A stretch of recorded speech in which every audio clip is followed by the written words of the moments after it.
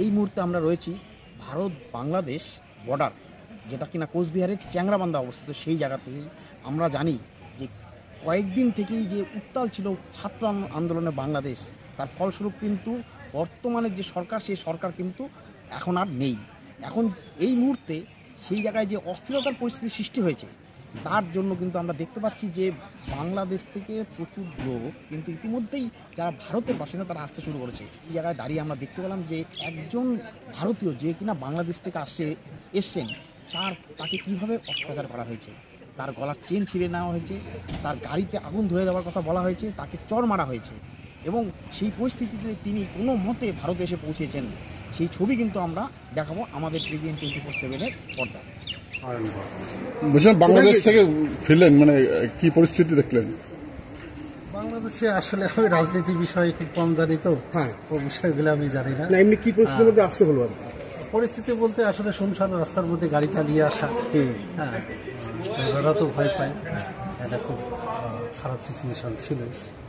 তার মধ্যে রাস্তার মধ্যে যাই হোক কিছু ছেলেগুলো আটকে হুমকি ধুমকি দিয়ে। কি হুমকি দিচ্ছে, কি বলছে? মানে টাকা পয়সা নিয়ে গেল।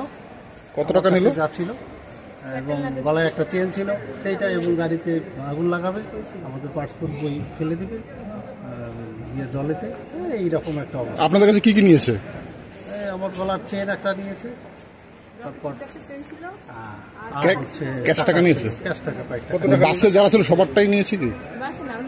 না, আমরা বাইকে। কোন জায়গাটায় হয়েছে এটা? এটা হচ্ছে বাউড়া না কি বলে জায়গাটার নাম? বাগুড়া। বাউড়া। বাবুরা, আপনার কি বাইক চালিয়ে আসছিলেন? না, বাইক না, কারে আসছে। আচ্ছা আচ্ছা, প্রাইভেট কারে এসেছিলেন, মানে ভাড়া নিয়ে এসেছিলেন। সেই গাড়িটাকে আটকে দেয়। হ্যাঁ। কতজন ছিল সেখানটা? আমরাই ছিলাম। না না, যারা আটকে দেয় 10-12 জন ছিল। কি বলছে, টাকা দিতে হবে নাহলে ছাড়বো না?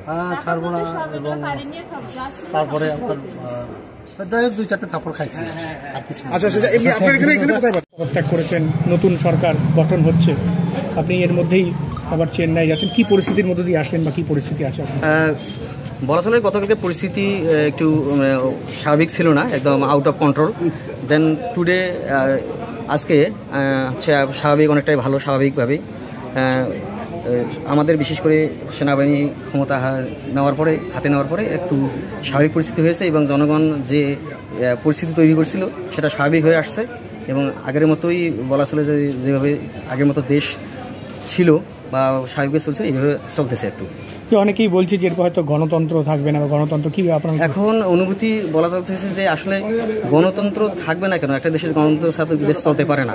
সেই হিসাবে এত একটু ভায়োলেন্ট হয়েছিল, সেটা হয়তো অবশ্যই স্বাভাবিক হবে এবং ইভেন স্বাভাবিক হওয়ার চেষ্টা করতেছে। আমরা চাই যে গণতন্ত্র ফিরে আসুক পুনরায়। জি, আমরা চাচ্ছি যে গণতন্ত্র আবার পুনরায় ফিরে আসুক।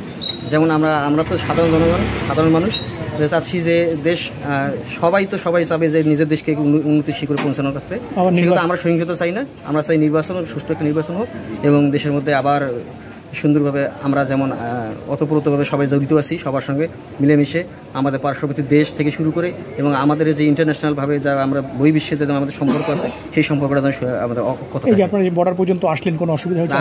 আসতে বর্ডার পর্যন্ত আসতে আমার আলহামদুলিল্লাহ কোনো প্রকার সমস্যা হয়নি, আমরা ভালোভাবে এসেছি এবং হচ্ছে যে আমাদের শুধু বাস বা অন্যান্য যানবাহন চলাচল বন্ধ ছিল, কিন্তু সিএনজি বা অটো যেটাকে আমরা বলি সেটাকে আমরা ভেঙে এখানে আমরা চ্যাংরাবান্ধা পোর্ট পর্যন্ত আসতে পেরেছি।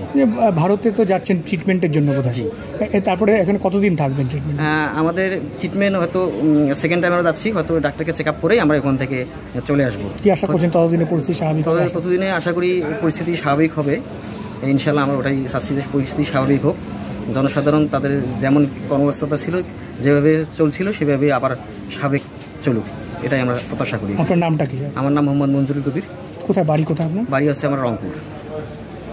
আপনি ট্রিটমেন্টে কোথায় যাচ্ছেন? আমরা চেন্নাই ভেলোরে যাচ্ছি।